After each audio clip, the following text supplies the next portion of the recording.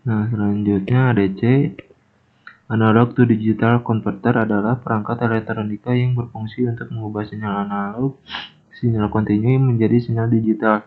Perangkat ADC atau analog to digital conversion dapat berbentuk suatu modul atau rangkaian elektronika maupun sesuatu chip. DC ADC analog to digital converter berfungsi untuk menjembatani prosesan sinyal analog oleh sistem digital. Converter, alat bantu digital yang paling penting untuk teknologi kontrol proses adalah yang menerjemahkan informasi digital ke bentuk analog dan juga sebaliknya. Sebagian besar pengukuran variabel-variabel dinamik dilakukan oleh piranti ini yang menerjemahkan informasi mengenai variabel ke bentuk sinyal listrik analog. Untuk menghubungkan sinyal ini dengan sebuah komputer atau rangkaian logika digital sangat perlu untuk terlebih dahulu melakukan konversi analog ke digital.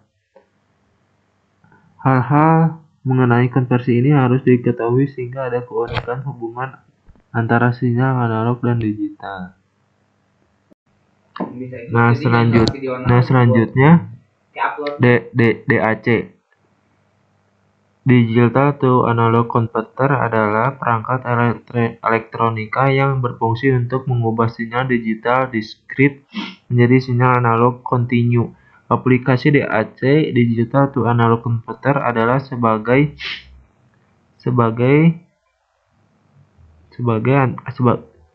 antarmuka interface antar perangkat yang bekerja dengan sistem digital dan perangkat pemproses sinyal analog. Perangkat DAC digital to analog converter dapat berupa rangkaian elektronika dan chip IC/DAC. Nah, ini berupa gambaran output inputnya. Bila input 1 diklik, dipencet, maka menghasilkan output 3,19.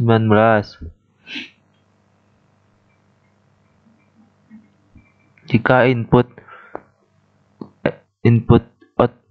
kedua diklik, maka akan menghasilkan 1,35.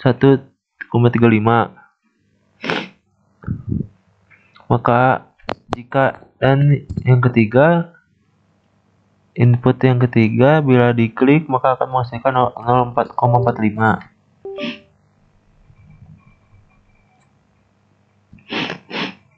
Jika input keempat bila diklik akan menghasilkan 0,34.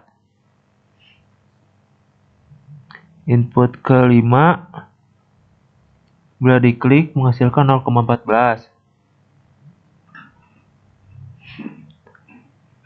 Input ke-6 bila dipencet atau diklik akan menghasilkan output 0,6. Input yang ke-7 bila diklik akan menghasilkan 0,0.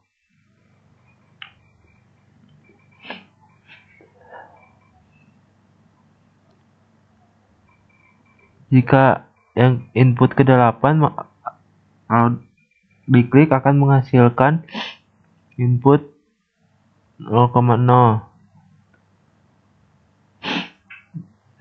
Bila diklik keseluruhan